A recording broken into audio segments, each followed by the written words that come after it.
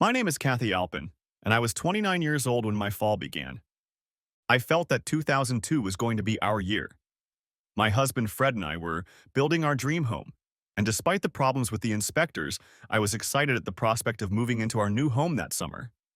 Fred handled the nasty problems with the inspector and our contractor without my help. I was busy with the events that were happening at DC&H where I was working. At that time, I had been the head of DC&H's accounting department for 2 years and had 20 accountants reporting to me. For 2 years, DC&H had been experiencing record growth in mergers and acquisitions, which provided me with very generous year-end bonuses. Problems arose in January when serious management problems were discovered in DC&H's Indianapolis offices. An internal audit conducted by my department uncovered irregularities in the sales department's reporting. Fourth quarter sales figures were inflated to justify commission bonuses paid to the sales manager, office manager, and several other employees. I wasn't sure if the fact that I was leading the audit team would protect me from the coming purge. The proverbial shit hit the fan on February 3rd. A team from corporate headquarters in New York City, consisting of the company's vice president, the head of corporate security, and a team of auditors, came to our office. I spent the day with the corporate auditors reviewing the findings, and by the end of the day, the office manager, the sales manager, and two other lower-level managers were escorted out of the building by the head of corporate security. I felt sorry for those who were fired, but I was more concerned about what would happen to me. I was told that at the end of the meeting with the corporate audit team, I was to meet with the vice president who headed the team that was investigating the problems in our office. I feared that all the managers in the office had been tainted by the actions of a few people, and fully expected that meeting with the vice president would be the end of my career at DC&H. At 6 o'clock that evening, I finished my work with the auditors and was then escorted to a conference room where Jack Hansen, vice president of corporate sales, was waiting for me. "Please come in, Mrs. Alpin," Mr. Hansen said. "Grab yourself a cup of coffee or soda if you'd like and have a seat. It won't take long. It's been a long day, and I'm sure you're anxious to get home." Jack Hansen was a very substantial man of 46. He was small in stature, slender, and appeared to be in excellent physical shape. His steely gray eyes stared at me intently as I sat down at the table across from him. I could feel my heart pounding in anticipation of what he was going to tell me. "I imagine it's been quite a traumatic experience for you," he said, "firing 4 people and realizing that your audit was to blame. You should be reassured that the corporate auditors already had suspicions about the fourth quarter report. If you didn't find a problem in your audit, they would have. The difference is that if the corporation had found it, you would have been let go with the rest of them." I felt like I should say something but couldn't think of anything, so I stayed silent. "What I'm trying to say is that you're not responsible for what happened. Those people would have lost their jobs anyway, and the only thing your inspection did was save your job," he said. "By the way, the 4 people who were let go were told they were caught by corporate accounting, so you don't have to worry about them resenting you." "Thanks, I was worried about that," I said. I felt a little better. I wasn't going to lose my job, and that was good to know, but I was still a little uncomfortable sitting alone with Mr. Hansen. "Mrs. Alpin, may I call you Kathy?" "Yes." "Good, Kathy. In preparation for today, I've spent the last 2 weeks going through the personnel files of everyone in this office. First, I had to determine who and how many were involved in false sales reports. Second, I had to make a decision on which employees to keep after the reorganization. I must say that I was very impressed with your personnel file. You have an excellent track record and an impressive resume. I have to say I'm a little surprised to find that an MBA graduate of the Wharton School of Pennsylvania is working as a first-level accounting manager. When I first graduated 6 years ago, there were no good MBA jobs in Indianapolis," I said. "I worked at several other companies before I got this job 2 years ago." "Why didn't you go to another company? I'm sure with a Wharton degree you could have gotten a much better job elsewhere," he said. "My husband worked for Independent Investigations Corporation, IAC, in Indianapolis before we got married," I said. "He was doing well and didn't want to leave Indianapolis. I thought I'd eventually find a good job here." "What is IIC?" IIC provides investigative services to the big insurance companies. They investigate insurance claims for fraud, recover stolen property, that sort of thing, I said. Interesting. Are you and your husband going to be staying in the area for a while? He asked. Yes, we're building a house right now and plan to stay in Indianapolis, I replied. Good. I plan to move my office from New York to Indianapolis and will be looking for people I can count on to help get the office back to normal. If you become a member of my team, I can promise you will be rewarded for your efforts, he said. May I ask what kind of reward you're talking about? Think a high position in a corporation, a large salary, bonuses, and stock options, he said. I think you're beginning to see what we're talking about. My stomach started doing somersaults and my face turned red. Was he just teasing me, or could this really be happening? I chose to believe it really could happen. What do I have to do to become a member of your team? Nothing right now. First, we have to get the office through this transition period, and then we can focus on other things, he said. I have to ask you not to tell anyone about this conversation. I wouldn't want anyone else to know what I'm telling you. Let me tell you that I have big plans for this corporation, and this office will be the key to my success. If you will work with me and help me achieve my goals, I will take you with me. We talked a little more about personal things. I told him about Fred and the house we were building, but he told me almost nothing about himself. By the time I went home, I felt very comfortable with Mr. Hansen. On the way home, I was so excited that I almost couldn't remember the way. It seemed like I was just suddenly home. I couldn't wait to get into the house so I could tell Fred about what had happened at work and about meeting Mr. Hansen. When I walked into the house, Fred was in the kitchen making dinner, which meant I would have to clean up after him, but I was so happy I didn't care. So how did it go today? Fred asked. Not bad, I replied. I tried not to smile, but Fred could see right through me. From the look on your face, it went really well, he said. I spent the next 10 minutes telling Fred about the downsizing and the all-day meeting with the corporate auditors. After the meeting with the auditors, I had a meeting with Jack Hansen. He was the vice president who came with the auditors to investigate, I said. I was sure he was going to fire me, but instead he told me that he thought I was doing a good job. He said that if I stayed with the company, I would be promoted quickly. I didn't know why, but I left out the part about needing to be on Mr. Hansen's team and all his comments about how high I could go.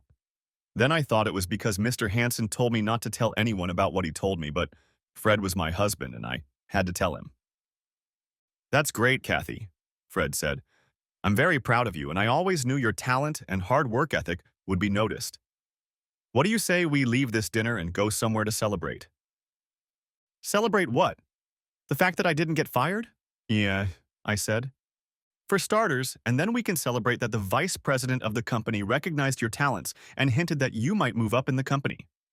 Mostly, I'm just proud of you. You did the right thing in reporting what the audit found, and now you will be rewarded for your work. Such was my Fred, always supporting me. He knew I needed a boost after a few tough weeks leading up to meeting Mr. Hansen, and used what Mr. Hansen told me about my career as an excuse to go out to dinner to help me relax after the ordeal.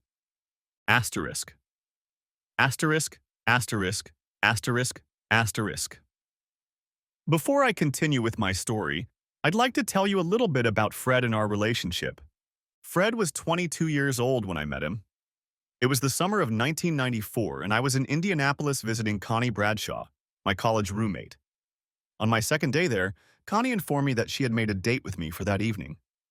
I was a little upset because I don't like blind dates, but I decided that since I was only in town for a few days, it couldn't hurt to go on a date with this guy. After all, we'd be together with Connie and her boyfriend. Connie told me his name was Fred Alpin. She said he was a friend of her boyfriend's, but she didn't know him very well. She said he worked for some private investigation company.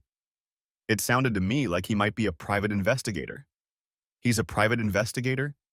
Sounds like a guy trying to pick up a girl by saying he's a CIA agent. I decided to withhold judgment until I met him. I asked Connie what he looked like. He's over 6 feet tall, maybe 180, 190 pounds. He has brown hair. His nose is a little crooked, Connie said. Is he handsome? I asked. Or does he have a great personality? Connie laughed. Don't worry, he's not a dog. What would you call him? I asked. Confident, Connie said. Confident? What do you mean by confident? I asked. You'll see when you meet him, she said. Connie's boyfriend picked us up at our house that night, and when I saw that there was no one else in the car, I thought I'd been set up.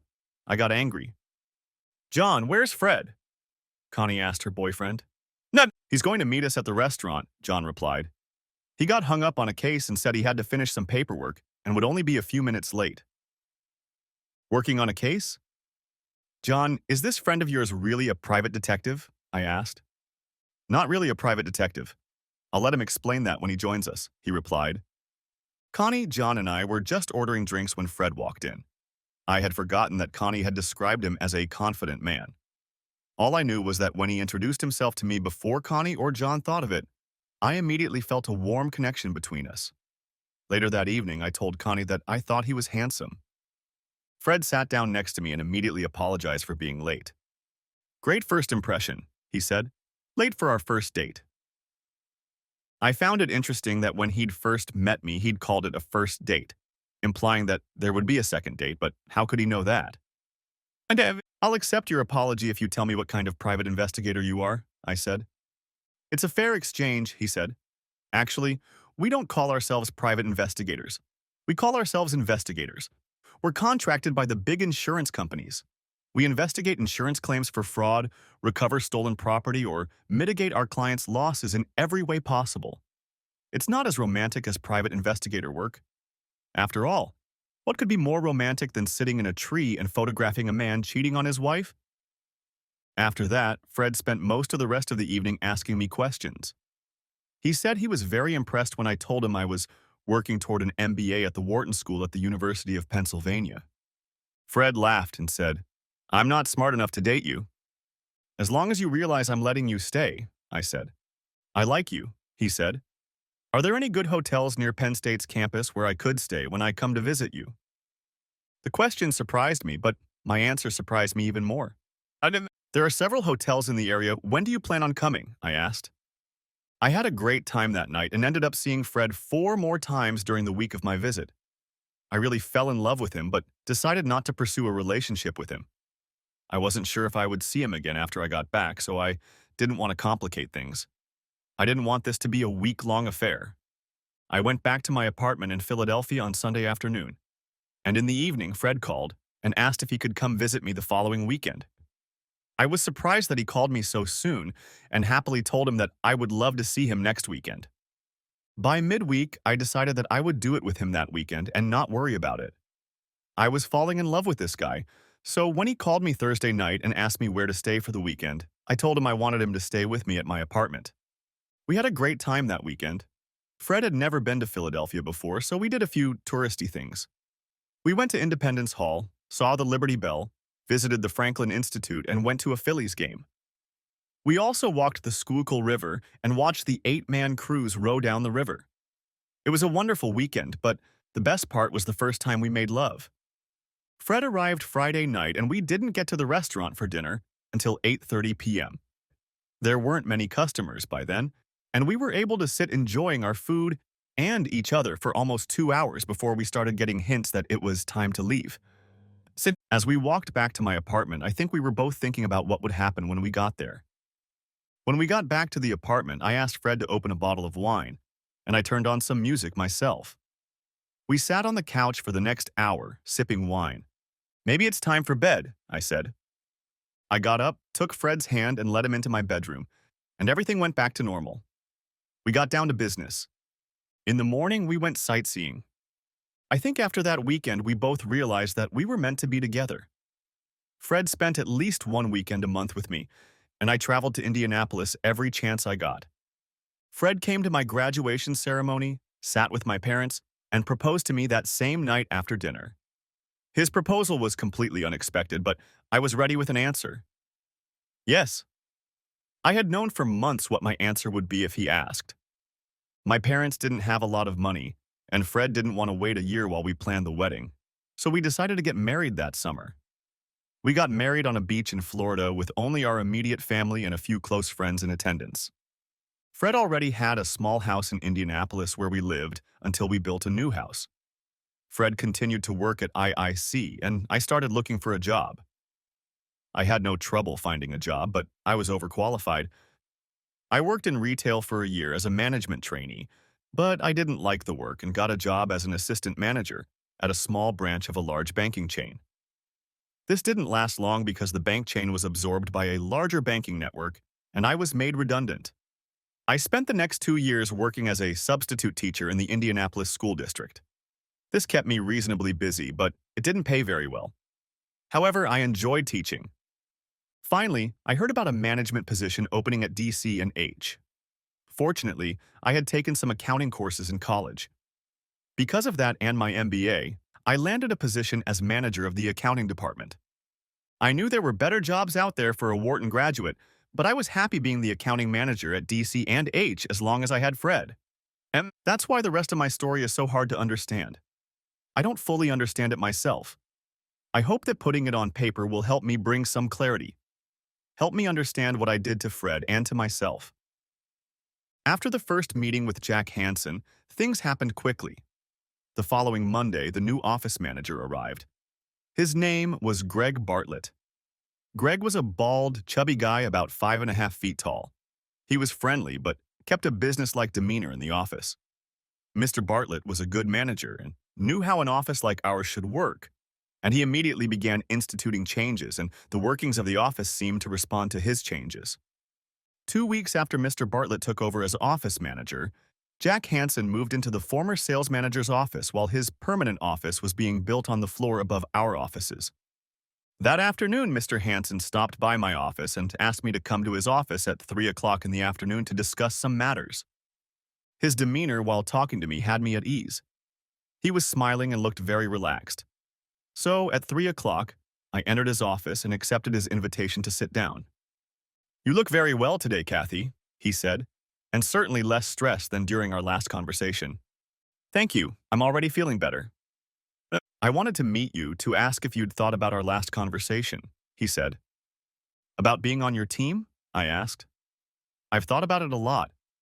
I'd like to think that I could be helpful to you in your plans for this company, and I'd be lying if I said I wasn't interested in the career opportunities you mentioned." "I'm glad to hear that, Kathy. I am eager to have you on my team, but I must say that I will demand your complete loyalty. I need to make sure my team members keep up with me," he said. From the look on his face, I didn't understand a thing. "I have several assignments I will ask you to complete in order to proceed with my plans." "What kind of tasks?" I asked. "It's too early to tell. Before I outline my plans to you, I need to be absolutely certain that I can count on you. You'll have to prove yourself to me first," he said. I felt a signal go off in my head. I didn't like the direction the conversation was taking. Prove my worthiness to him? How? What does he expect me to do to prove my worthiness? "I'm not sure I understand, Mr. Hansen," I said. "How can I prove myself to you? What's your point?" Mr. Hansen got up from his desk and began to pace around the office. Then he sat down in the chair next to me. "Kathy, I find you a very attractive woman," he said. I thought, oh shit, this is about to start. "I don't want you to think like I do this kind of thing all the time," he continued. "The thing is, I've never done anything like this before. It's just that I need you to prove your absolute devotion to me, and I have an overwhelming desire to possess you. I hope I can convince you to help me fulfill both of my needs," he said. "Mr. Hansen, that's very inappropriate," I said. "I'm a married woman. Let's just pretend you never suggested anything." "I'm sorry, Kathy, but I can't do that," he said. "We're alone in this office, so you have no witnesses to what I said anyway. I'm not going to force you to do anything, but if you want to be part of my team, you now know my terms. Otherwise, you can continue to work here as an account manager. But you can forget about those great opportunities we talked about the other day." Part of my brain was screaming at me to just get up and walk out of his office, but I didn't. "I can't cheat on my husband," I said. "Think about it," he said. "If your husband had been more favorable to your abilities, he would have moved with you to New York or Chicago, where you would have had a much better chance of getting the job you deserve. But he forced you to come to Indianapolis, where your opportunities were very limited. In essence, he deprived you of the career you deserved. Now, I'm offering you the opportunity to have the career you deserve by doing it with me. I think there is justice for you in that." I couldn't believe what he was telling me. He was saying that Fred deserved for me to cheat on him and pursue the career I deserved, and Fred had somehow denied me that. Part of what he was saying made sense, but I still couldn't escape the thought that Mr. Hansen wanted me to pursue this business with him, and that meant I would have to cheat on Fred. I couldn't find the words to respond to his suggestion. I know this has taken you by surprise, Kathy, so why don't you think about it for a while, and then we'll talk about it again next week, he said. As I got up to leave his office, Mr. Hansen said, Kathy, from now on I want you to call me Jack. When I left his office after lunch, I was in a daze. I sat at my desk and tried to make sense of everything Mr. Hansen had told me. Had I misinterpreted his words? Was he really suggesting that I do this to him? Yes, he was. There was no other way to interpret his words. I thought about going home and telling Fred about it, but decided against it because I knew Fred would want me to go to court and I didn't want to go through that mess at all. It was difficult, but I managed to get home that night and pretend everything was okay. Fred never guessed that I was upset or what I was thinking. For the first couple of days, I was angry every time I thought of Mr. Hansen's offer. But as time went on, I began to think about what he had said about Fred not being supportive enough of my career.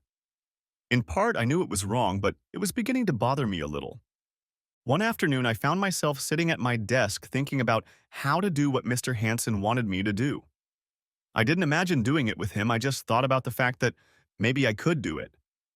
I could make sure that Fred never found out about it, and then I could become part of Mr. Hansen's team, and great career opportunities would open up in front of me.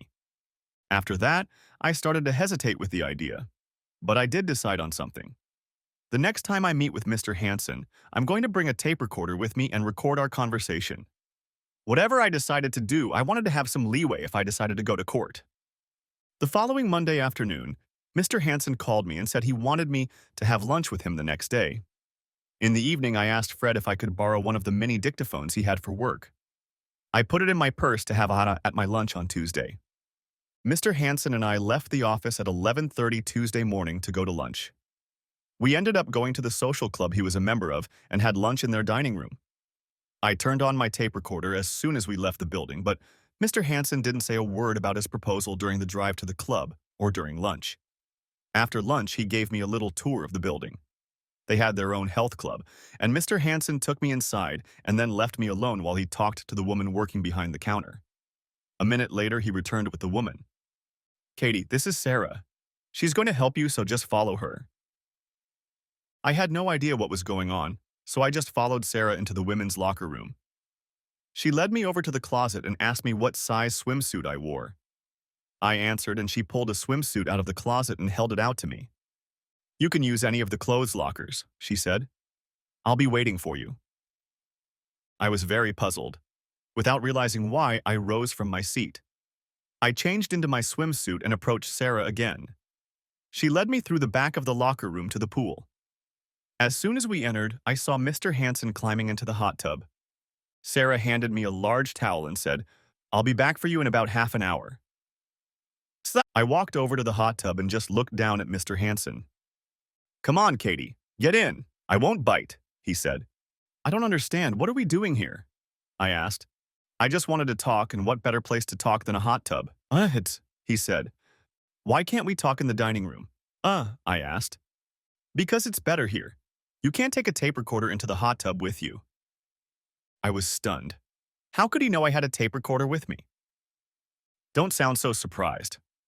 I'd be disappointed if you didn't have the sense to try to record our conversation, he said. In the future, I won't tolerate you trying to do something like that.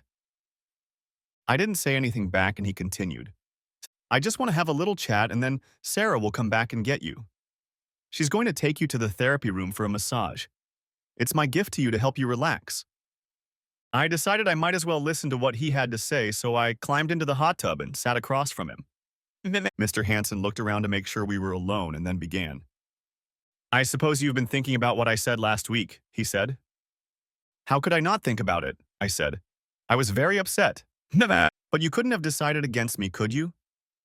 He asked. I hadn't expected such a question, but he turned out to be right. No, I can't say I made up my mind. Good, I'm glad to hear that. You can relax now. I don't plan on doing this with you tonight. It has to be your decision. I won't force you to do anything. You have 2 months to make a decision. If you decide in my favor, just let me know when you want to solidify our new relationship. If you decide against it, you don't have to tell me. I'll know when time runs out. Today is March 5th. That means you have until Tuesday, May 7th. I was relieved that he had given me 2 months to make a decision, but how was I going to make it and why was I even considering his offer? I think I knew it was the idea of becoming a vice president someday and making a lot of money. I was driven by greed and ambition. I saw it as something I would have to do to get what I wanted. I knew it was like becoming a prostitute. Mr. Hansen spent the next few minutes talking about all the benefits of being a member of his team. He also talked about how Fred had put me in this position by making me stay in Indianapolis. I didn't like him talking about Fred like that, but his words made sense. A few minutes later, Sarah came back for me, and as I was getting out of the hot tub, Mr. Hansen said, "Remember, it's only 2 months." "I'll remember, Mr. Hansen." "Katie, I told you to call me Jack." For the next hour, I got the best body massage I had ever gotten.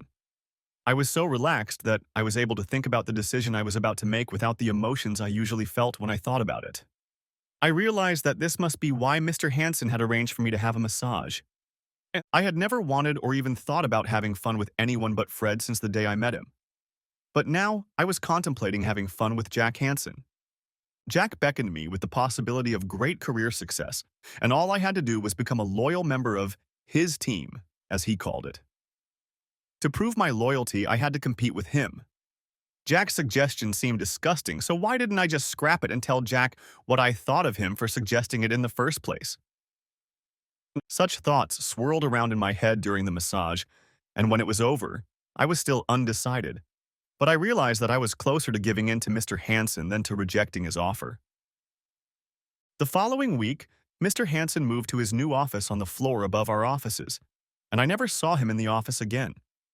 I tried to put the offer out of my mind, but it kept coming back into my thoughts again and again. One night, when Fred stayed late at work, I tried to imagine what it would be like to do it with Jack. I didn't like Jack for putting me in this position, but otherwise he seemed like a decent enough man. He was older than me by more than 15 years, but he didn't look bad. More than that, he looked pretty solid. On Wednesday night, the first week of April, Fred came home and said he had to fly to Seattle the next day to get a deposition on a case he was working on. He was going to fly out Thursday morning and return Saturday afternoon. When he told me about the trip, I was disappointed that he wouldn't be with me for 2 days, but then a thought occurred to me. This might be just what I was looking for. An easy opportunity to do what Jack wanted. Fred would be out of town, and he'd never know what I'd done. Thursday afternoon, with my stomach tied in a knot, I picked up the phone and called Jack's office. His secretary picked up the phone and put me through to him immediately after I told him who I was. When he picked up the phone, I said, "Hi, Jack, it's Kathy." "Kathy, it's good to hear from you." "Jack, I'm ready. I can meet you tonight wherever you want," I said. "How about I take you out to dinner after work and then we go back to my apartment?" "That would be fine, Jack." The rest of the day I was plagued with guilt. I hadn't done anything yet, but I'd already told Jack I'd do it with him. I was sure that every other person in the office would guess my plans just by looking at me. I wanted to call Jack and tell him I'd changed my mind, but I couldn't. I couldn't because I didn't want to cancel. My feelings about what I was doing were so confused that I couldn't think clearly about anything. The only thing I knew for sure was that I was only going to do this with Jack because of what he had promised me. I didn't even like him, and at the moment I didn't even like myself. I had been convincing myself all day that what I was doing would be good for both Fred and me. That was just the price I had to pay to get what I wanted. In the evening, Jack and I left the office separately and met at the restaurant Jack had chosen. I managed to have 2 scotches to take the edge off before dinner. Over dinner, Jack talked about his ideas on how to get the Indianapolis office of DC and H positively recognized in the corporate office in New York. He said we needed a big opportunity and we needed to make it happen, and that opportunity was in his pocket. He didn't tell me anything else. He said that once he was sure he could trust me, he would tell me all his plans and that I would be an important part of them. While I listened to him, I ate my dinner and drank half a bottle of Merlot. By the time we left for Jack's apartment, I was feeling no more pain. Jack offered to give me a ride, but I insisted on driving my car. I didn't want to stay locked in his apartment. I wanted to be able to go home later. I knew I shouldn't drive in that condition, but I did it anyway and thankfully made it to Jack's apartment without incident. Jack asked if I wanted a drink when we entered his apartment, but I declined. I was already out of control and I didn't need alcohol in my system at all. Jack turned on some music and then took me in his arms and started dancing with me. He pulled me to him, and I rested my head on his shoulder, not because I was comfortable in his arms, but because the alcohol made me unstable, and I needed his support to keep me from falling on my ass. So we did. We went down to the site. Afterward, as we lay on the bed, Jack suggested I stay the night. Katie, you've had a lot to drink tonight. I think it would be a good idea for you to spend the night here, he said. I guess you're right, I said, and immediately fell asleep. When I woke up in the morning, I immediately said, Jack, I'm going home to shower and get ready for work. Okay, I'll see you at the office, Kathy. As I drove home, I tried to sort out my feelings. I wondered if the hangover had clouded my thoughts. I knew I should feel guilty, but I didn't. I wasn't happy about what I had done, but I didn't feel depressed or the need to confess to Fred. I felt no excitement about the affair that had just begun. I guessed that I had resigned myself to the fact that I would be prostituting myself to get ahead. I wanted what Jack was offering me, and I was willing to pay for it. I felt that Jack had as much to lose as I did if anyone found out about our affair, so I was sure he would be as careful as I was. When I got home, there was a message on the recorder from Fred. He had called at 11 o'clock. He apologized for calling so late and said he would talk to me in the morning. I was surprised myself at how calm I was about missing Fred's call. I was sure he would call me before I left for work, so I didn't have to think about how to answer the phone. No complicated explanations as to why I missed the call. I was asleep. Don't say or do anything out of the ordinary. No need to tell him how much I missed him because that might make him suspicious. I was still going through all these thoughts in my head when the phone rang. I knew it was Fred, so I picked up the phone and said, "Good morning, honey." "Good morning, Kathy. How is my beautiful wife doing this morning?" "I'm fine, just listened to your message yesterday. Why did you call so late?" "I forgot about the time difference. Why didn't you answer?" he asked. "I was asleep," I said.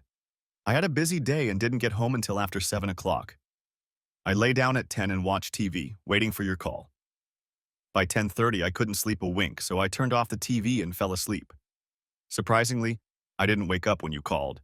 The phone was lying next to my head. I'm sorry I didn't call sooner, but I didn't get back to the hotel until after 8 o'clock. Well, be sure to call by 10 o'clock tonight, I said, and Fred promised he would. The rest of the conversation was routine. After the call, I headed for the shower, and although the hot water helped clear my head, I was starting to feel guilty. The problem was that I wasn't feeling guilty because I was having fun with Jack. I felt guilty because I liked that Fred accepted my excuse for not answering the phone and finally apologized for calling so late. That was a start. After that night, I met Jack at his apartment about once every 2 weeks. Mostly during the day, but sometimes if Fred was out of town, we'd meet at night. Over time, I began to like Jack.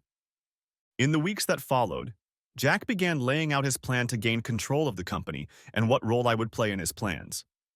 He told me that we had 2 tasks to accomplish.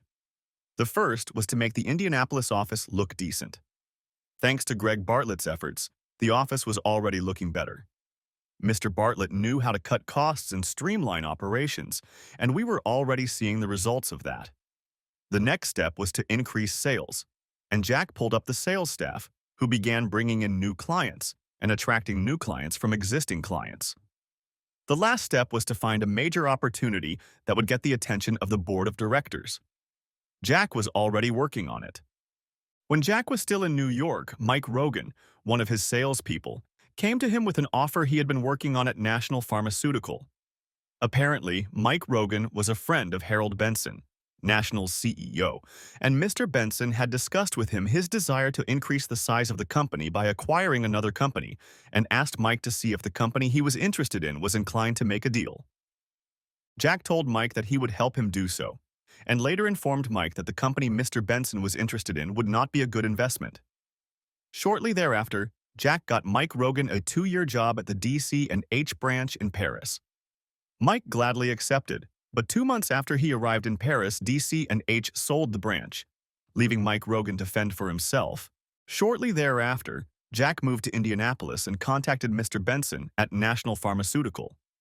He said that Mike had asked him to assist National in their quest to acquire another pharmaceutical company, and thus began negotiations between National, DC, and H and Keystone Pharmaceutical.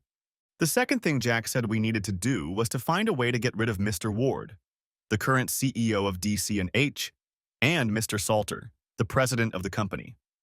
Jack had a plan for that, and I was part of that plan. Jack told me that he knew that Mr. Ward and Mr. Salter were involved in illegal transactions, including insider trading. They were using third parties to buy stock in companies that they knew were going to merge or be taken over. This was highly illegal, and if the SEC found out, they could go to jail. Jack's plan was simple. He wanted to make the SEC find out about Mr. Ward and Mr. Salter's activities. Jack told me that I was to become an informant. I was to contact the SEC and provide them with information that would trigger an investigation. I was very uncomfortable with what Jack wanted me to do. My actions could lead to these people going to jail, and I didn't want that on my conscience. I told Jack how I felt. "Katie," Jack said, "you have to realize that what these people did is illegal and they shouldn't get away with it. They have done this sort of thing many times before and have gotten very rich because of it. Their activities have ruined many small investors." I understood that their actions were justified, but I still felt uneasy at the thought of being the one to take them down. Then Jack turned to my practical side. "When I take power, I plan to keep you very close to me. That means you could be vice president next year with a six-figure salary and very large bonuses," he said. "So don't be soft. Don't give up on the race when the finish line is in sight." The next day, I called the SEC and talked to an investigator. I told him that I had come across information about insider trading related to certain individuals at DC and H, and that I didn't know what to do about it. The investigator became very interested and started asking a lot of questions.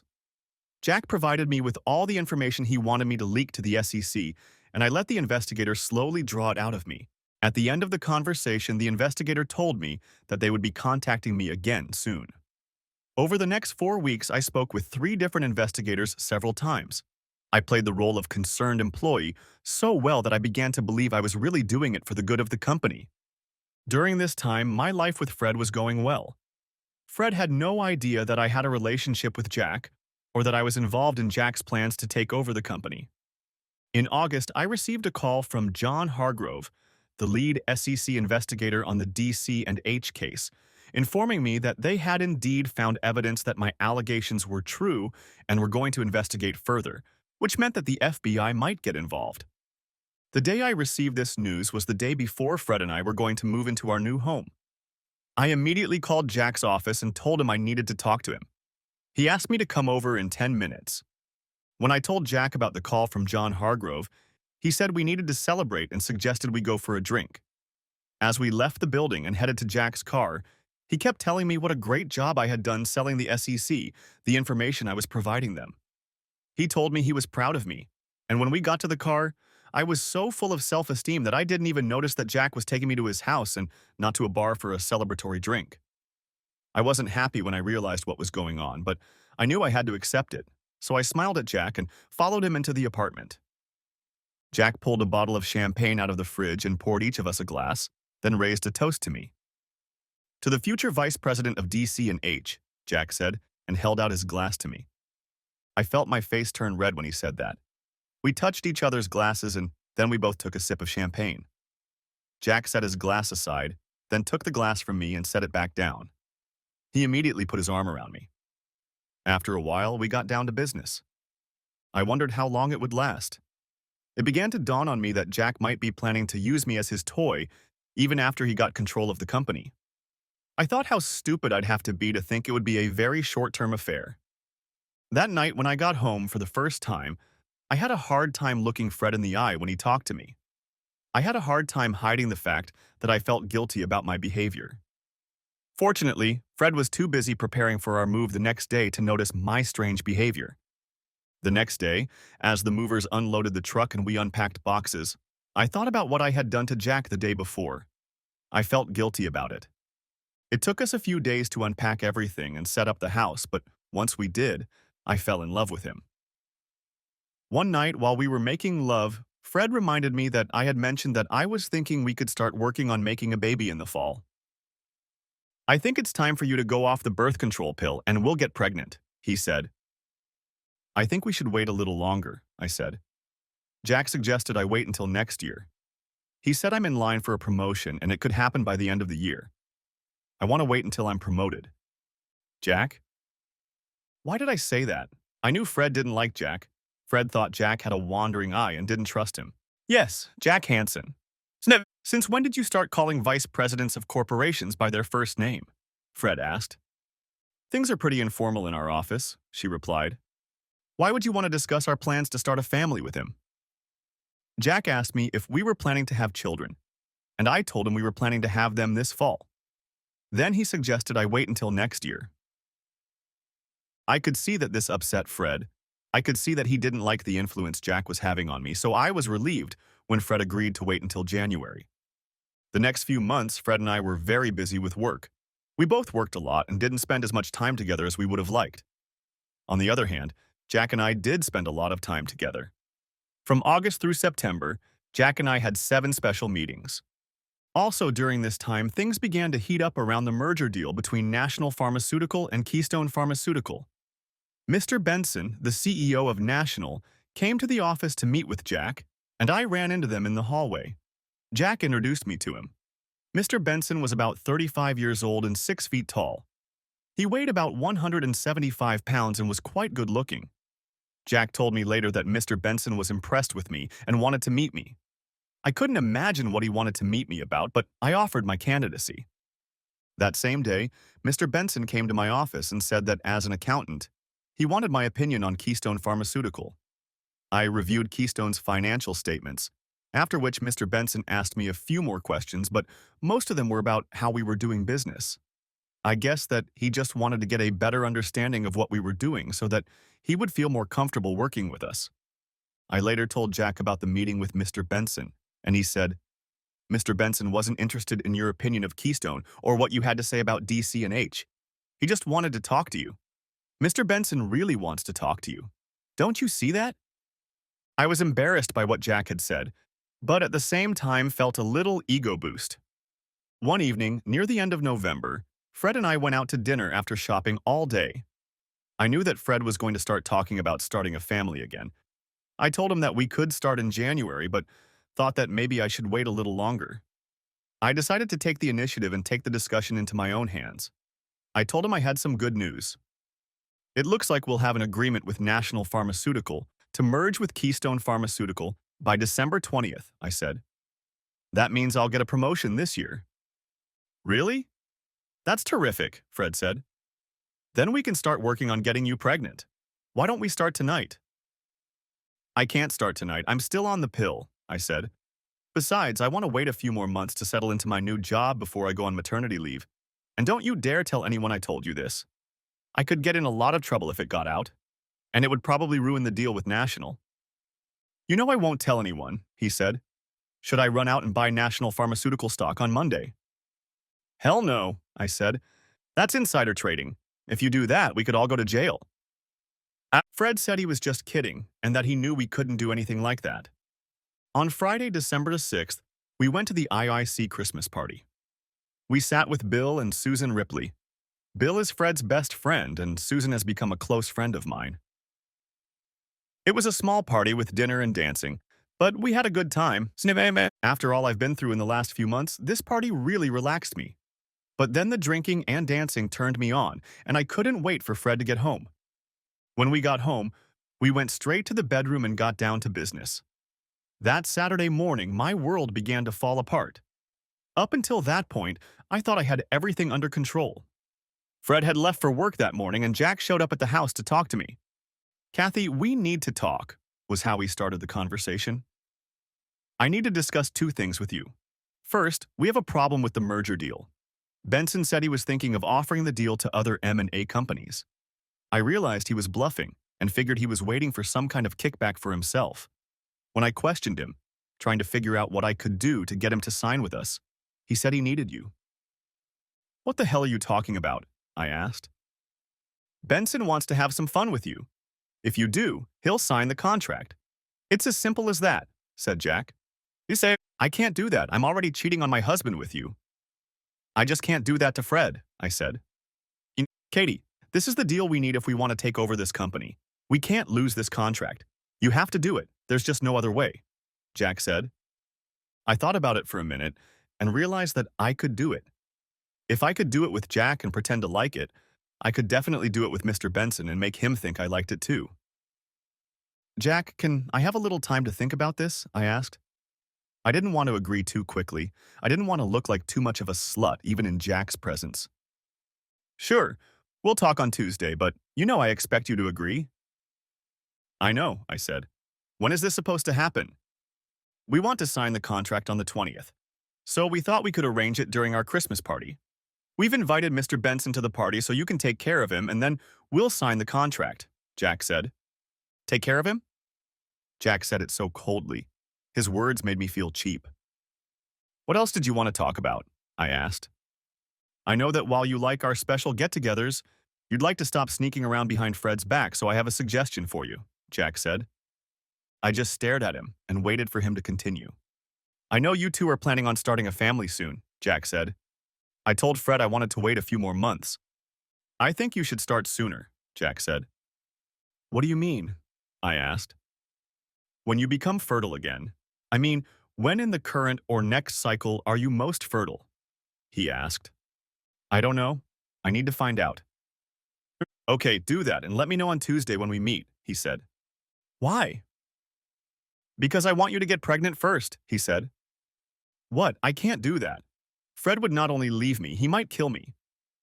I couldn't believe Jack could expect me to let him get pregnant. Fred will never find out. If I got you pregnant, the baby would have dark hair and brown eyes. Fred wouldn't see enough resemblance to me to arouse suspicion. No, I can't do that. You expect Fred to raise your child as his own? I can't do that to him, I said. Katie, that would be the ultimate test of loyalty. If you do this for me, will you never have to prove your loyalty again? And if I say yes and you don't get me pregnant, what then? I asked. You'll honestly give me a shot at the most fertile moment of your cycle and I won't have to ask you again. You won't have to prove your loyalty to me again.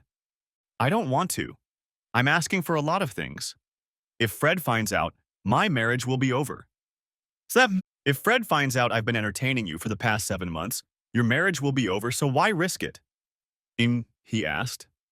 I had 2 big problems when Jack left, but the more I thought about it, the more I realized that it was okay to entertain Mr. Benson. I could do it to get what I wanted. The bigger problem was giving Jack what he wanted. When Fred came home after dinner, I was so absorbed in my thoughts that I didn't even hear Fred enter the house. When I finally heard his voice, it startled me. For a second, I thought Fred read my mind and knew what I was thinking. I tried not to look Fred in the eye because I was afraid he would see my guilt. I managed not to talk about what was bothering me until just before dinner. Then Fred asked me why I looked so depressed. Kathy, what's going on? Something is obviously bothering you, he said. Is there anything I can do to help? There's been a problem with the deal with National Pharmaceutical, I said. It turns out that the president of National Pharmaceutical, Mr. Benson, is making unrealistic demands, and if we don't give him what he wants, it could cost us the deal. If we don't get this contract, it'll ruin everything. It won't ruin everything. No matter what happens, we have each other. Don't worry so much. What's the worst that could happen? He asked. You don't understand, I said. If the deal falls through, it'll be because of me. If that happens, I could lose my job. How can it be your fault if the deal falls through? I asked. It's not like you're in sales. I realized I shouldn't have said it would be my fault. I had to think fast to stop this conversation before I gave away too much. I can't tell you anything else. I can't talk to anyone outside of DC and H about this. The only thing I can say is that I haven't done anything wrong. I don't understand, he said. If you didn't do anything wrong, how can it be your fault? I told you I can't talk about this with you, I said. I could lose my job if I told you as much as I've already told you. You're going to have to let me deal with this on my own. For the rest of the weekend, I managed not to discuss the problem with Fred again. On Sunday, I made a decision about what I was going to do. I was going to salvage the Nationals deal by agreeing to hang with Benson. Then I decided to put the biggest lie of my life on the line. I threw the birth control pills in the bathroom hamper, marked the beginning of December 6th on my calendar, then counted down 14 days to December 20th, put an asterisk and underlined it. Monday morning, I got up early and left for work at 6:30 a.m. Fred asked why I was leaving so early, and I replied that I needed to get ready for some important meetings. After getting to my office, I closed the door and sat at my desk thinking about what I should do. Having made a decision, I felt a little better, but I was still frustrated. I didn't get much work done on Monday, but I went over my plans in my head a few times so I wouldn't make a mistake later. When I got home in the evening, I saw the concern on Fred's face. I felt bad about what I was doing to him, but there was nothing I could do to rectify the situation anytime soon. "Has it gotten better at work?" Fred asked. "You know I can't talk to you about that," I replied. "I'm under a lot of pressure, but I can handle it." I met with Jack on Tuesday and told him my answers.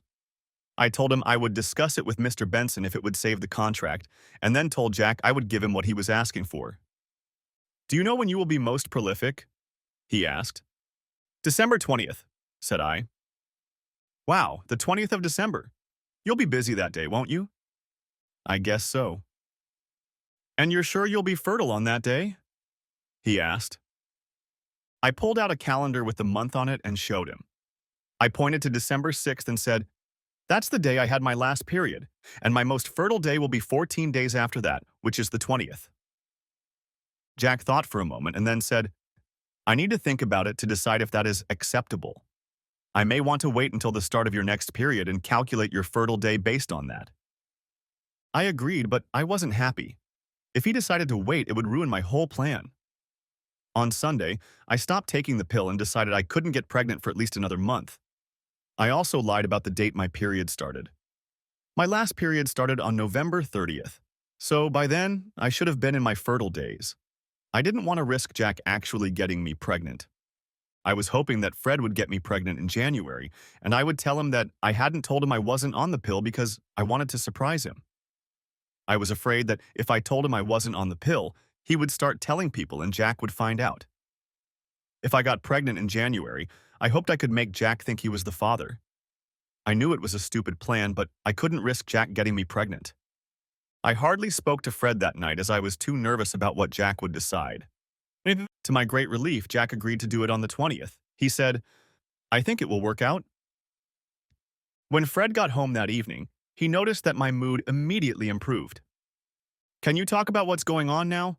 Or are those conversations still out of my reach?" he asked. "I shouldn't be talking to you about this, but it looks like we've found a way to make Mr. Benson happy," I said. Jack said it looks like it should work out. Although I felt better than I had a couple days before, I didn't feel comfortable enough to give myself to Fred that night or the next few nights. The following Monday, Fred told me that he would have to work late every night that week to finish the last two cases he was working on. "You can't work late on Friday," I said. "You have to be home in time to get ready for the party." "What time do we have to be there?" he asked. "The party starts at 8 o'clock.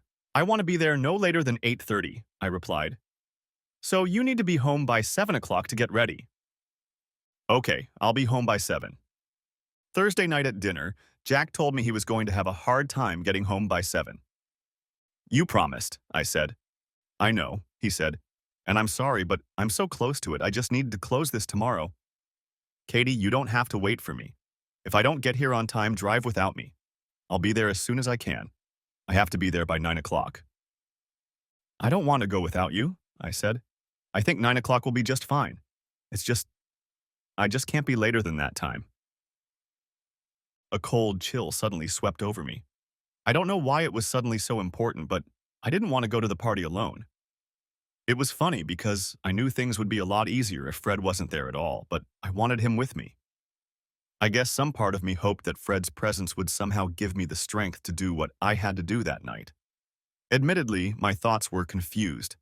I also knew that if I acted like I didn't want him to come to the party, he would start to suspect something, and the last person I wanted to arouse suspicion was Fred. "I'll do my best to be home by 7:30. If I don't make it, I'll meet you at the party." I was upset, but didn't say anything else. Friday morning, I got a call from Jack's secretary saying that Jack wanted me to call him at 10 a.m. Before 10, I sat at my desk and tried to look busy. I was worried about what Jack was going to tell me. Had there been a problem? Could I hope that Mr. Benson had changed his mind and decided to sign the contract, abandoning his plan to do it with me? At 10 o'clock, I called. Good morning, Jack, it's me. Good morning, Kathy. How are you today? Nervous, I replied. That's not necessary, Jack said. What time is Fred due back from work tonight? Jack asked. He said he's going to try to get home at 7:30. Good. Then why don't you go home early, maybe around 2 o'clock, and treat yourself while getting ready for tonight's party? I was a little surprised that Jack hadn't said anything about doing that with me. Sounds like a good idea, I said. I'll go home at 2 o'clock and try to relax. Maybe a hot bath will help relieve some of the tension I've been feeling. Good girl, Jack said condescendingly. I'll stop by later to see how you're doing. That was the end of the conversation. I was feeling a little sick. At noon, I went to lunch and decided not to come back. I drove home slowly, thinking about the lies I would have to tell Fred that night. I'll tell him that I have to go to a short business meeting with Mr. Bartlett, Jack, and Mr. Benson to sign a contract. And when we get home, I'll tell Fred that I don't feel well, so I won't be doing this with him. At 4 o'clock, I lay in the bathtub, trying to relax and not think about what I was going to do this evening. The hot water had the desired effect on me, and I was about to fall asleep when I heard the doorbell ring. I was going to ignore it, but whoever was at the door kept ringing. I grabbed my robe and went downstairs to see who was at the door, intending to chase him away. When I peeked through the window next to the door, I saw Jack standing there. I opened the door ajar to speak to him. Jack, what are you doing here? Aren't you going to let me in? I wanted to tell him to leave, but there was no way I could make the words come off my lips. Did you forget that we were going to make a baby today? Jack asked. I felt defeated when he said that. I backed away from the door and let him come in. Jack took off his coat, hung it on the railing at the foot of the stairs, and followed me into the kitchen. I don't know why I went to the kitchen, but when we got there, I offered Jack a drink. I'll have a beer, he said. This is a beautiful house. Thanks, we love it, I said. Jack and I sat at the kitchen table drinking beer and talking about the party and our plans for the future of the company. And finally, Jack returned to the subject of our special meetings. Since this will be the last of our special meetings, I thought it would be nice to have it in your bedroom, he said. I felt a sudden resentment building up inside me. Look, Jack, I'm not going to do it with you in my bedroom. Being unfaithful to Fred is one thing, but cheating on him in our bed is something I won't do. Jack only smiled at me. Okay, Kathy. I guess I got a little carried away. I was angry, but I tried not to show it. I just wanted to get it over with, so as soon as we finished our beers, I took Jack's hand and led him to our guest room. We spent about an hour there. Then I got up and told Jack that I needed to change the linens and make the bed, so he would have to get up and get dressed. It's getting late, Jack. I think it's time for you to leave, I said. Jack looked at his watch and said, It's only 25 minutes after 5. You said Fred wouldn't get home until 7:30, so we still have plenty of time. Now hurry up and meet me on the stairs.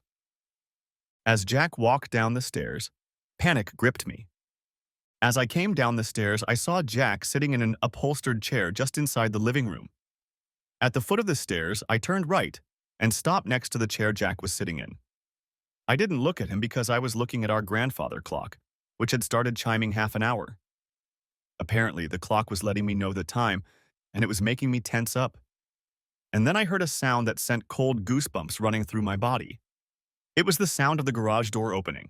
Fred was home. I jumped up, told Jack to leave, grabbed a towel, and ran up the stairs.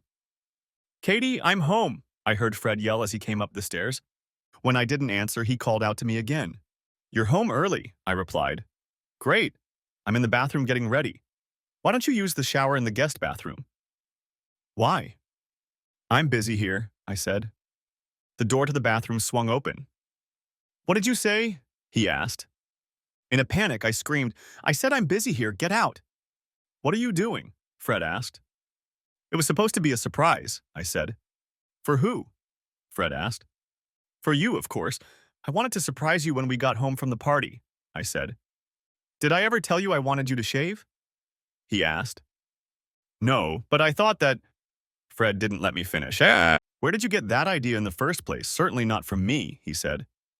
I could see Fred was starting to get angry, and I couldn't think of anything to say to calm him down. Now I was angry, but I didn't know who. Fred was silent for a minute, and I was beginning to think I had won the argument.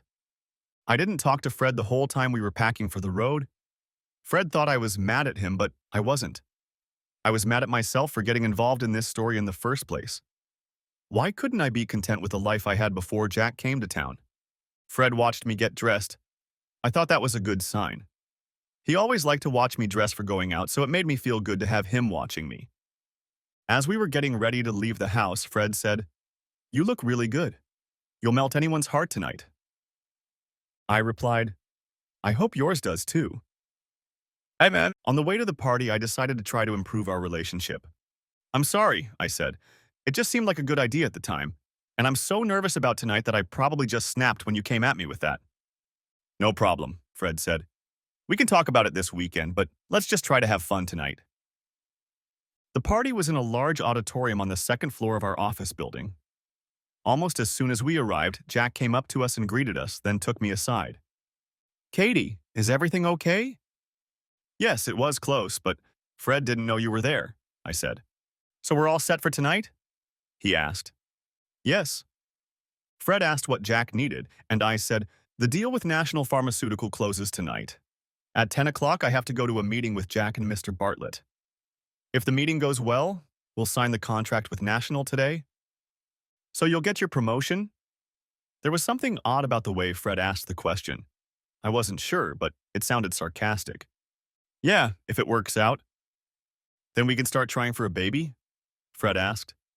"Yes, we can start our family," I said, trying to end this conversation. I sensed that Fred suspected something, but he didn't make it clear what it was, if he knew anything at all. I hoped that he knew what was going on and was going to put a stop to it. I figured that since he was still with me, he would eventually forgive me and believe me if I told him that I was forced to do whatever I was doing. I needed Fred to be there for me, so I slipped my arm through his and leaned against him as we entered the room. We had been in the room for less than a minute when Fred pointed to a guy standing at the bar and asked, "Who's that guy standing at the bar?" "I don't know," I said, but I knew who it was. It was Mr. Benson. I hoped Fred hadn't noticed my reaction to his question. "Why don't we go to the bar and have a drink?" Fred suggested. I was afraid that if I went to the bar, Mr. Benson would say something that would let Fred know I had just lied to him, so I said, "There are some members of my department here I'd like to say hello to. Why don't you pour us both a drink and I'll wait here for you?" I sat down with my team, but watched Fred as he approached the bar.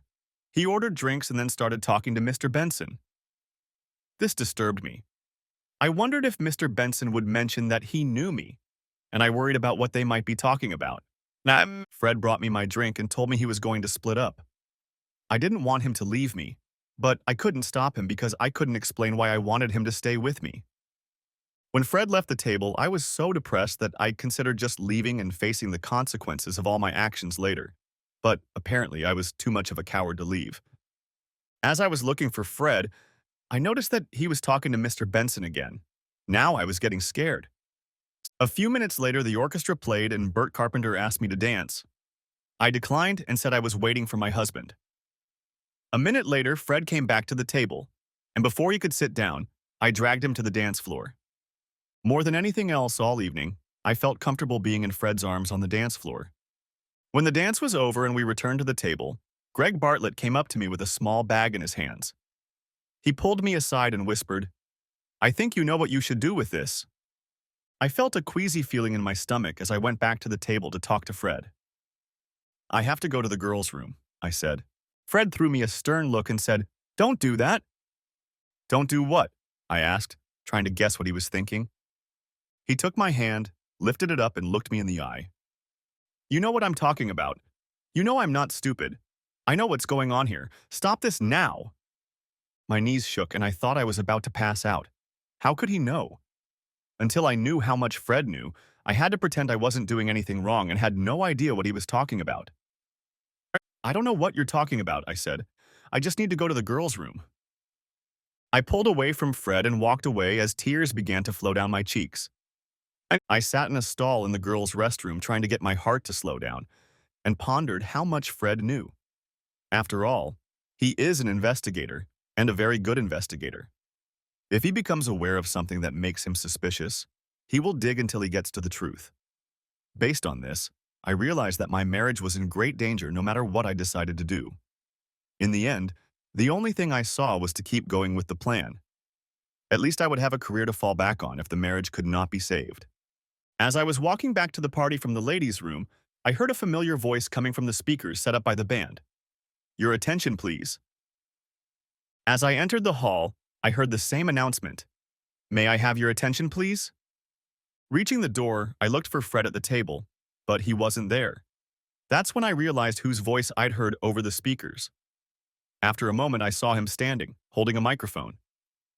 Can I have everyone's attention? Fred said. And there was silence in the room, and I froze in place, waiting to see what Fred would say. Thank you. I want to take a few minutes to talk to all of you about this special event. First, I want to say that this is a wonderful party. Let's give a round of applause to those who threw this party for us. The guests started applauding, and I walked over to Fred. Said, I've had a few drinks and I'm feeling pretty good right now, so I hope the words come out right. The reason I want to talk to you is because I want to share some things that are going on with me and my wonderful wife, Kathy. Fred looked at me and smiled, but his smile was not genuine. Then he turned away from me and looked across the room at Jack, Mr. Bartlett, and Mr. Benson. Fred definitely knew something, but what it was, I had no idea. Part of me hoped that he would say something to put an end to this whole nightmare, and part of me hoped that Fred had just gotten drunk and decided that he needed to thank the company for throwing this party. Unfortunately, I knew Fred wasn't that drunk. He was never that drunk. First, I want to share some good news with all of you. Katie and I are having a baby, he said. Why had he said that? It wasn't true, at least not yet. Did he really know about Jack wanting me to have his baby, and was he trying to make Jack angry? Evan. Many of the guests started applauding, and a few of my friends shouted well wishes for me. I covered my face with my hands to hide my humiliation. There's more good news. Kathy told me that she's getting a promotion tonight because of her work on the National Pharmaceutical Company deal. I understand that Kathy, Mr. Bartlett, Mr. Hanson, and Mr. Benson will be meeting upstairs tonight to sign the contract. Isn't that great? Oh shit, wow. That statement could very well cost me my job. Oh God, please stop, I screamed. I was already very close to Fred, but my legs were too weak to carry me any further. I sank to the floor and just lay there. This evening started out so strangely that I thought I'd share it with you. When I returned home from work in the evening, I found my beloved wife in the bathroom getting ready to shave. Oh my God, he was going to tell me everything. I wished I could disappear. We had a little argument about it. She said it was supposed to be a surprise for me, and I told her not to do it. I won that argument, or at least I thought I did. I realize now that she wasn't doing it for me but on Jack's orders, Fred said. There was complete silence in the room. I could almost hear my heart pounding in my chest. Sam, she was supposed to be a gift to Mr. Benson tonight. Your company's management seems to think it's good business to encourage your employees to do this to potential clients to get contracts, even if it ruins their marriage, Fred said. Fred seemed to know more about all of this than I realized. Fred went on for another minute, but I wasn't listening to him anymore. I curled up in a ball on the floor and tried to figure out if there was a way to just dissolve into the floor and disappear. Suddenly, I noticed that there was silence in the room. Katie, I heard someone's voice. Looking up, I saw Fred leaning over to talk to me. Fred, I tried to apologize. Fred interrupted me. Katie, don't say anything. He then said, Do you think you'll get that promotion now? I put my head on my hand again and cried. I had just lost everything. I don't know how long I lay on the floor until Carol Studwell came over to see if I was okay. Carol works in my accounting department. I couldn't answer her questions, so she helped me to my feet and led me out by my coat. You can stay with me until you decide what you want to do, Carol said. I was in a daze, so I just did whatever Carol told me to do. When we got to her apartment, Carol poured me a strong drink and gave me a cold washcloth to wipe my face. In the state I was in, I shouldn't have been drinking anything, but I drank a lot that night, and while I was drinking, I told Carol everything. I guess I felt I had to clear my conscience, and Carol was the only person I thought would listen to me. I knew I couldn't tell Fred the whole story, even if he ever spoke to me again. I was also sure I would never speak to Jack again. Carol was a good listener. She didn't ask a lot of questions and listened as if every word I said was very important. She also made sure my glass stayed full of scotch. I talked, drank, got drunk, passed out, and in the morning I felt very sick. Saturday morning, Carol needed to get out of the house and run some errands, so I stayed in bed and thought about what I would say to Fred if he ever gave me a chance to talk to him. I couldn't tell him the truth. It would make me look too bad. I had to find a way to make it look like it was someone else's fault. By the time I got up to take a shower, I thought I had it all figured out and was ready to confront Fred face to face if he would let me.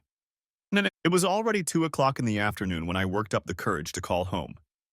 The answering machine picked up on the fifth ring, and I left a message for Fred to call me and gave Carol's phone number. I just hoped Fred would call. Later in the afternoon, while Carol and I were talking, the phone rang and Carol picked up. "Who do I think is calling?" Carol asked. Carol handed me the receiver and said, "It's Fred." "Where have you been?" I asked. "I've been calling all day."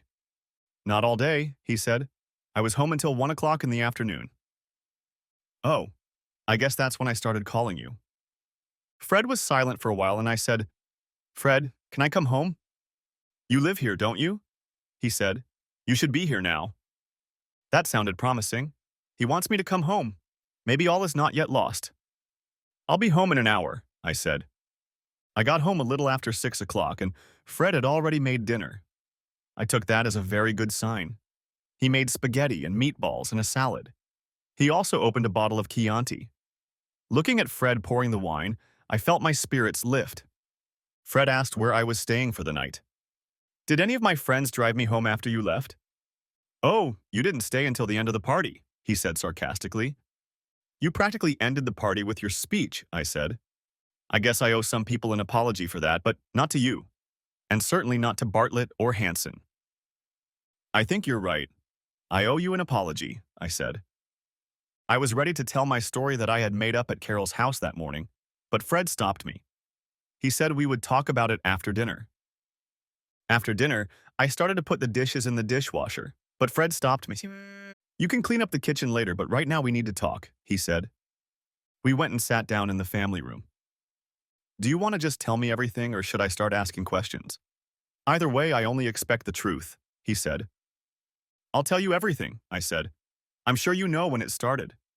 It was the day after your Christmas party. Jack called me and told me that the huge deal they were working on with National Pharmaceutical was in trouble. Jack told me that Mr. Benson had told them that he would only sign the contract if I agreed with him. I couldn't believe he could ask me for something like that and got angry, but he told me that this deal was very important to the company, and if I agreed and did what they were asking, I would get a big reward.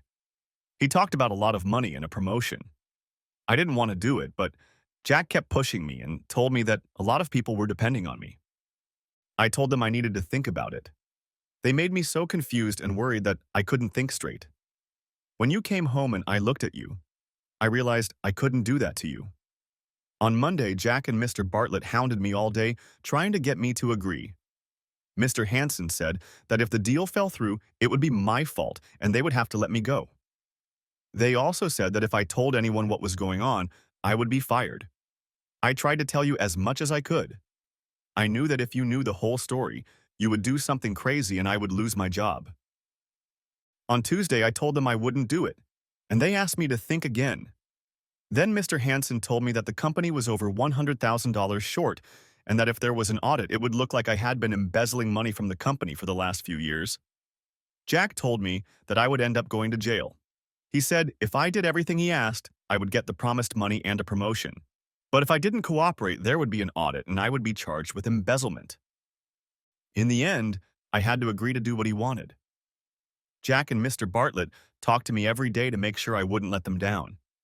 They kept telling me I was doing the right thing and tried to convince me that you would understand if you knew how important this deal was. "You can't believe I can think what you're doing is normal," Fred said. "You should have told me everything. I would have found a way out for you." I know that now. When I decided to go through with it, I felt a little better, but I felt so guilty about what I was doing to you. You have to understand that I was terribly afraid of going to jail, but I had to take the risk. The problem was that you came home earlier than expected. When I got back to the party, I saw you with a microphone trying to get everyone's attention. I was so scared. I had no idea what you were up to, and I didn't know if there was anything I could do to stop you. I couldn't believe you said I was pregnant.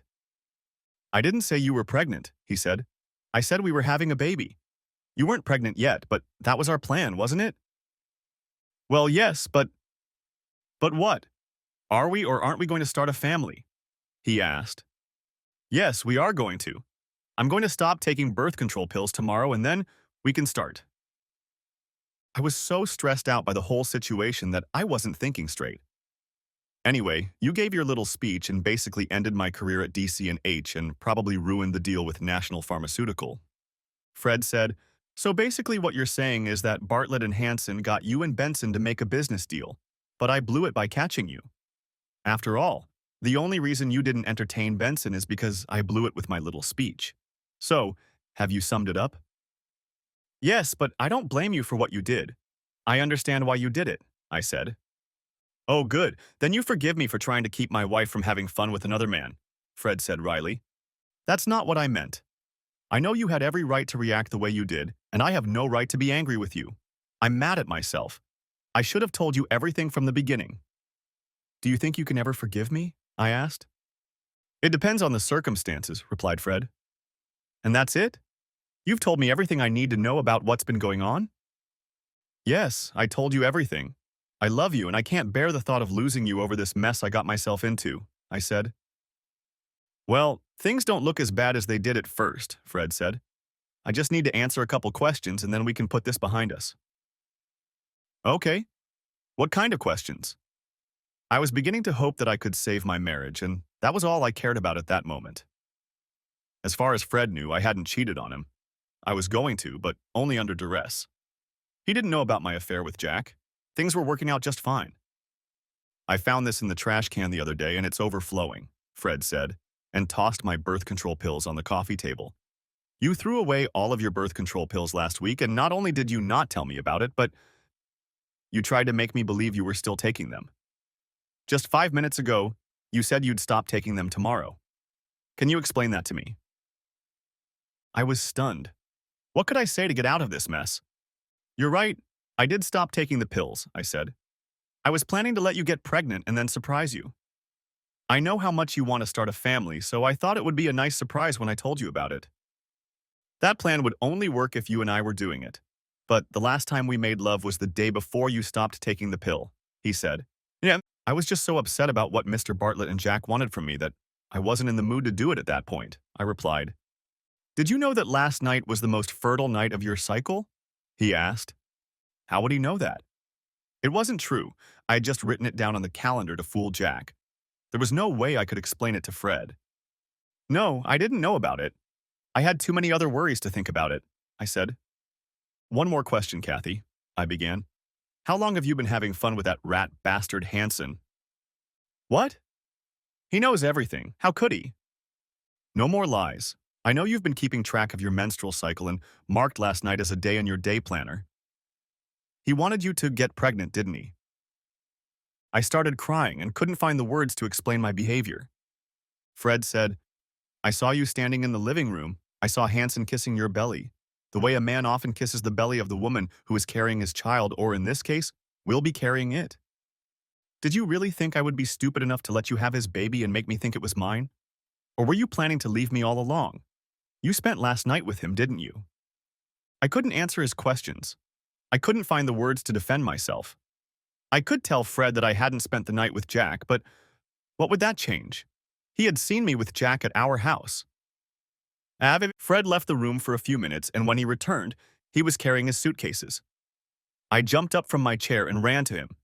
Please don't leave me. I love you. I don't love Jack. I told you he sent me through the blackmail. I had no choice but to do what he asked. I pleaded. Why didn't you just keep taking birth control pills and lie to Jack about it? You had no problem lying to me. I guess I should believe what you told that rat bastard more than anything you've said to me lately, he said. I forgot to tell you that last night when I was watching you and that asshole, I heard you say to him, I love you. So where does that leave me? I don't love him. If I get pregnant, I'll have an abortion. I love you. Please, you have to believe me, I said. I don't know why I said that. I was sure that Jack couldn't get me pregnant, but I was saying everything that came into my head, trying to stop Fred from leaving. No, I can't. As for the baby, don't have an abortion because of me. I collapsed on the floor and lay like that for over an hour. When I finally forced myself to get up, I went to bed and slept until 10 o'clock Sunday morning. Sunday, I spent a lot of time crying. Fred was gone, and I knew there was nothing I could say to him that would bring him back. The full truth would make him hate me even more, and I knew telling Fred more lies wasn't an option either. It wasn't until Sunday night that I began to seriously consider what I should do. I was already thinking about taking a sick day on Monday so I wouldn't have to face my coworkers at work. But I changed my mind. I decided to go and tell people that Fred and I had a fight the Friday before the party, that he got drunk and said some nasty things, that he wanted to hurt me.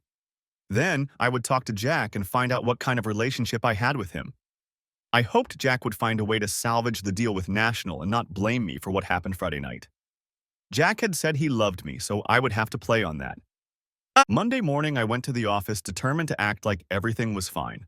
But it wasn't. Very much not. No one wanted to talk to me. Most wouldn't even look at me, and a few people were whispering about me behind my back. When I got to my office, I closed the door and sat down at my desk, resting my head on my hands. Had the scene with Fred at the party turned everyone against me?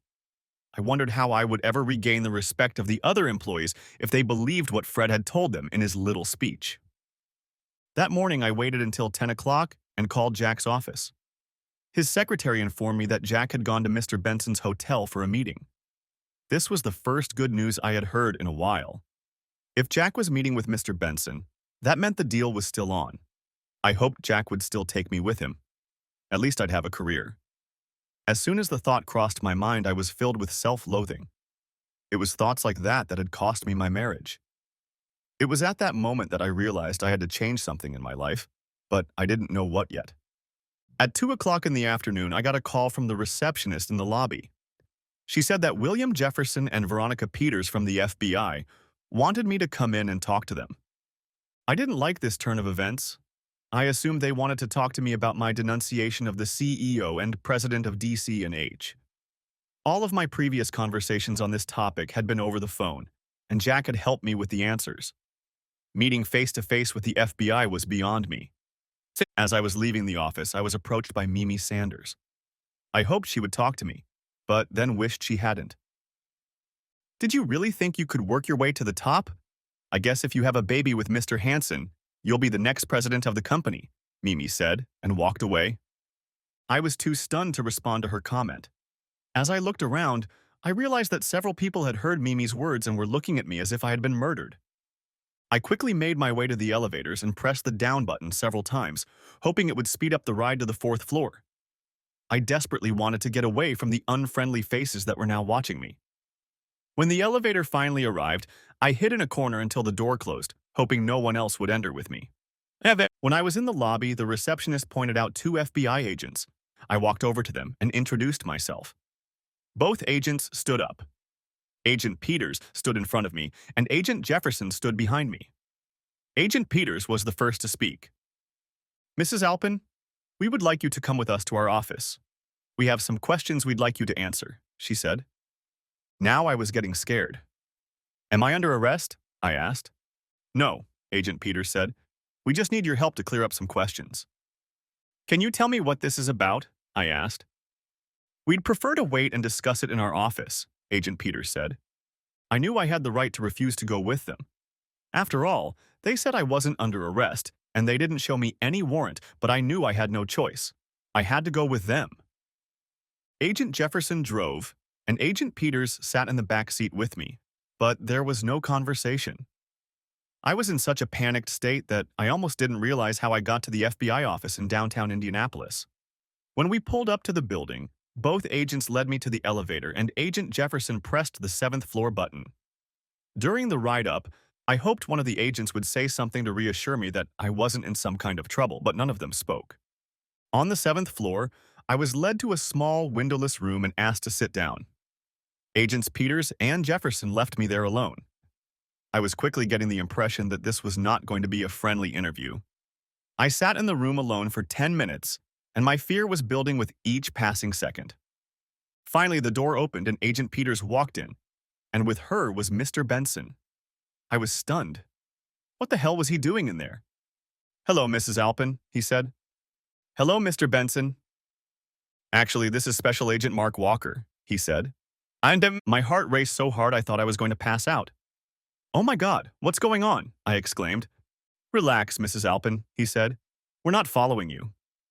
"I don't understand. What's going on?" I asked. "Let me explain," Special Agent Walker said. "When you went to the SEC with suspicions about the activities of Mr. Ward, the CEO, and Mr. Salter, the president of DC and H, they became very interested and brought the FBI into the investigation. We quickly realized that the charges you were making against Mr. Ward and Mr. Salter were accurate and began building a case against them that we could take to a grand jury. In the course of our investigation, one thing troubled us. How was it that the head of the accounting department in Indianapolis could have such extensive information about the activities of Mr. Ward and Mr. Salter? We checked you out and found that you had never worked in the New York office and had never met either Mr. Ward or Mr. Salter. About that time, the real Mr. Benson contacted the FBI office in Indianapolis and said he had some concerns about the way DC&H was doing business here. That's when we learned that Mr. Hansen had moved here and was running the national pharmaceutical deal. We knew he was working closely with Ward and Salter in New York, and our investigation revealed that he was spending a lot of time with you.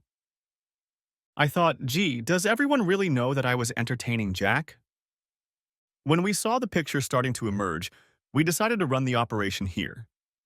When Mr. Hansen offered you as a gift to secure my signature on the contract, I had almost enough evidence on him, but then your husband intervened and foiled our plans for Friday night.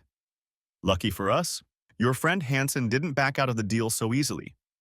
He called me on Saturday and offered me a big score if I signed the contract. Mr. Hansen came to my hotel room this morning, handed over $100,000, and I handcuffed him, Agent Walker said. I had nothing to do with that deal. The fact that Jack offered me to you as a gift, I only found out about it after he had done so. As for denouncing Mr. Ward and Mr. Salter, I only did what Jack told me to do. I didn't think I was breaking any laws. I knew what Jack wanted me to do to you was wrong. But he promised he would take care of me if I did, I said. How was he going to take care of you? No. He promised that when he became president of the company or CEO of the company he was going to run, he would make me vice president, and I would get a big bonus, I said. Did you ever think he might be lying to you? No, I never thought he might do that. Are you saying he was lying? No, I'm just wondering if you ever considered that possibility, he said. Am I in big trouble? I asked. Well, you probably lost your marriage. You're probably going to lose your job. And after Friday's performance, you probably lost the respect of the people you worked with. Don't you think that's big trouble? He asked in response. I mean, am I in trouble with the FBI? No, we have the right people. We just need you to fill in some blanks. I need you to explain how you contacted Mr. Hansen and tell me everything he wanted you to do for him. I spent the next 3 hours telling Agents Peters and Walker about my sordid relationship with Jack and how he coached me when I went to the SEC to snitch on Mr. Ward and Mr. Salter. I told them about how Jack insisted that I had to deal with Mr. Benson to save the deal. By the time they drove me back to get my car, I was exhausted and depressed. That night I returned home and began to think seriously about what I was going to do. On Tuesday morning, I called the head of HR and quit the company. He made no attempt to talk me out of quitting. Apparently, everyone knew about me. The next day, I hired an attorney and told him everything that had happened. I knew that Fred would file for divorce and I would need a lawyer for that, and I thought I might need a lawyer to deal with the fallout from the mess at DC and H. It turned out to be the smartest thing I've done in the last 6 months.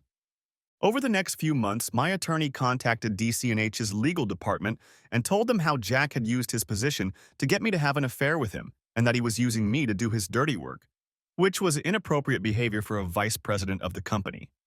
He told DC&H that I was going to sue them, and they quickly offered to settle the case. They knew they didn't want the extra publicity. I ended up with almost $500,000 after legal fees.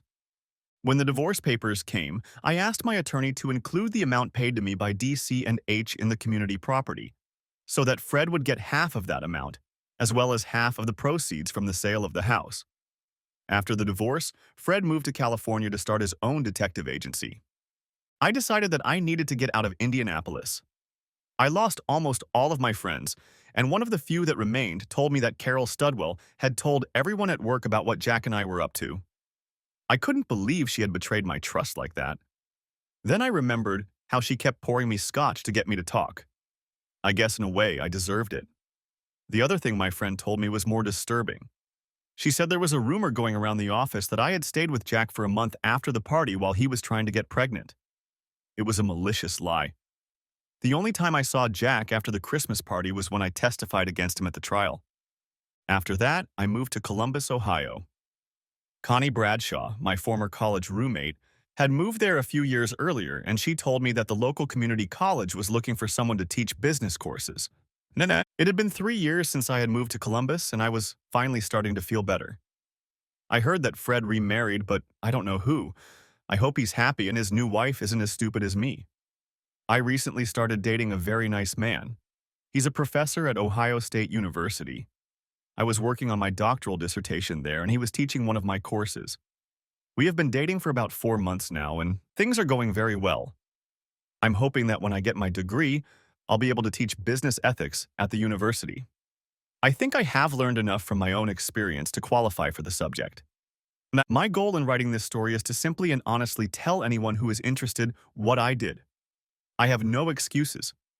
You can judge my actions for yourself, but please be kind when you think of me.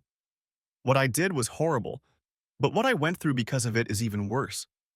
I lost my husband, the self-respect and respect of my friends, my beautiful home, and my job. Some of you may think I deserve even more punishment. You may be right, but I am only human. I made a mistake and I paid for it. It's time to put the past behind me and move on. The end. Thanks for watching. I hope you enjoyed it. Subscribe to my channel and watch for the next video.